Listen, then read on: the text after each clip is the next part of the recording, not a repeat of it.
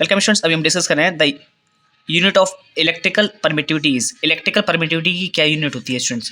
तो देखिए बहुत सिंपल और बहुत ज़्यादा पूछे जाने वाले क्वेश्चन है स्टूडेंट्स। 2020 में पूछा गया है, आपसे पूछा गया इलेक्ट्रिकल परमिटिविटी होती है, पहली बात तो आपको पता होना चाहिए। ठीक है स्टूडेंट्स, हमारे पास जो इलेक्ट्रोस्टैटिक फोर्स होता है, मान लीजिए हमारे पास एक Q1 चार्ज है जो, और दूसरा चार्ज Q2 है, इसके बीच में R डिस्टेंस है, यहाँ से लेके यहाँ तक की दूरी, इन दोनों की चार्जेस के बीच की दूरी R है। और स्टूडेंट्स मान लीजिए तो F फोर्स इन दोनों के बीच में लग रहा है, तो F फोर्स जो होता है स्टूडेंट्स कूलम के according 1/4 pi epsilon not Q1 Q2 upon R² force act होता है इन दोनों के बीच में। इलेक्ट्रिकल परमिटिविटी क्या होती है स्टूडेंट्स? ये एप्सिलॉन नॉट का साइन है, इसको बोलते हैं इलेक्ट्रिकल परमिटिविटी।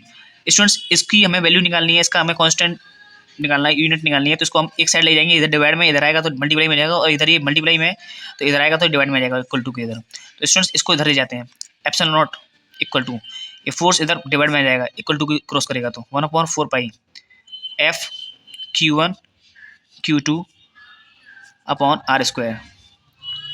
ओके स्टूडेंट्स, अब देखिए स्टूडेंट्स ध्यान से समझते हैं इसको। एप्सिलॉन नॉट की यूनिट निकालनी है हमें, 4 पाई कांस्टेंट है, इसकी कोई यूनिट नहीं होती है। फोर्स की यूनिट होती है न्यूटन, तो 1/न्यूटन। Q1 कूलम यूनिट होती है इनटू कूलम। Q2 की चार्ज है तो इसकी यूनिट कूलम हो गई। R डिस्टेंस होता है तो डिस्टेंस की यूनिट होती है स्टूडेंट्स मीटर। मीटर का स्क्वायर दे रखा है यहाँ पर, तो मीटर स्क्वायर यूनिट होगी इसकी स्टूडेंट्स।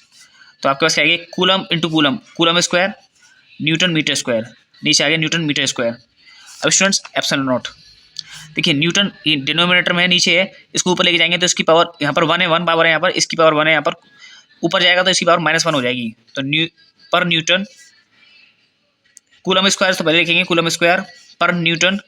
स्टूडेंट्स यहाँ पर पावर इसकी पॉजिटिव है डिनोमिनेटर में, मतलब नीचे ये पावर पॉजिटिव है, ऊपर जाएगी तो पावर इसकी नेगेटिव हो जाएगी, तो पर मीटर स्क्वायर।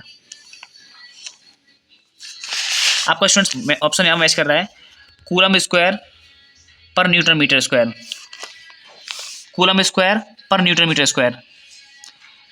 इस तरीके से लिखिए या फिर इस तरीके से लिखिए, आप चाहे तो आप इसको याद भी रख सकते हैं। रट नहीं पाए तो स्टूडेंट्स आपको पता भी हो चाहिए कैसे निकल जाएगा।